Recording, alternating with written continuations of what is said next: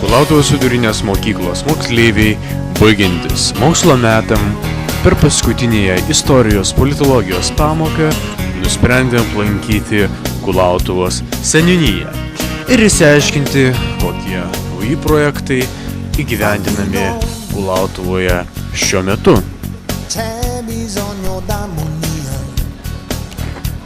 Į Kulautuvos vidurinės mokyklos moksleivius smagiai reagavo vietiniai Kulautuvos gyventojai. Mokiniai domėjosi, koks gyventojų skaičius ir kokia demografinė būklė yra Kulautuvoje. Didėja. Statistiškai taip apie 50 metrus, bet taip, manau, tie tempai stipriau visko toliau pavažiuoja.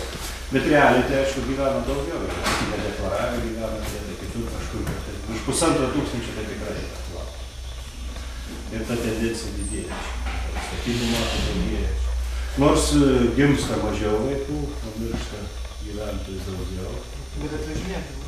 Bet matyti, kokie statusai atsikėlė, ta tendencija yra. Mokyklos moksleiviai taipogi domėjosi, kaip yra panaudojamas ES lėšos Kulautuvoje. Ir projektai pateikti dabar vadinamas, kai žinot, ES tai struktūriniai fondai yra pateiktas paraiškos ir su apskritim kartu, ir su rajono savivaldybė.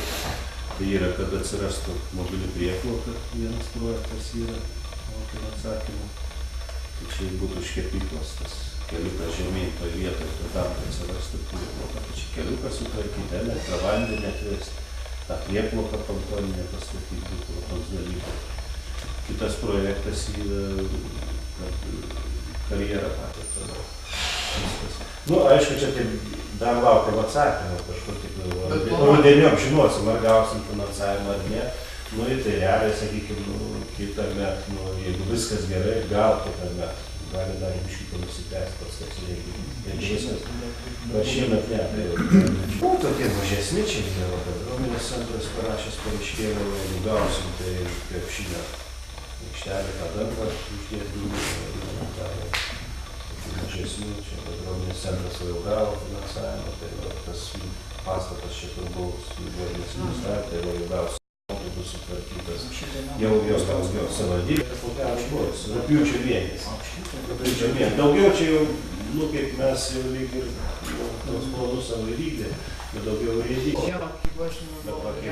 Bendra išvada ganėtinai maloni. Kulautuvoje įgyvendinami netgi keli projektai, kurių vertė yra per 10 milijonų litų, tai yra valymo įrengimai bei naujoji reabilitacinė ligoninė.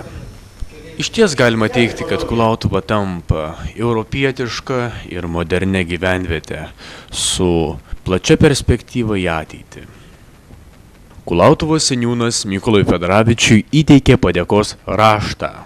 Tai noriu teikti padėkas nuo savęs.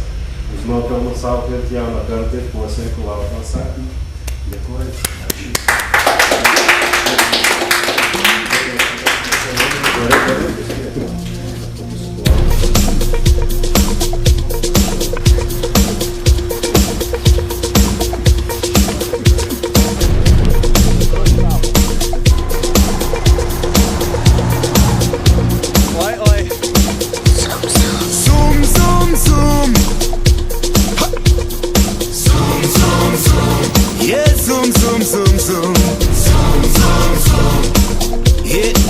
Yeah.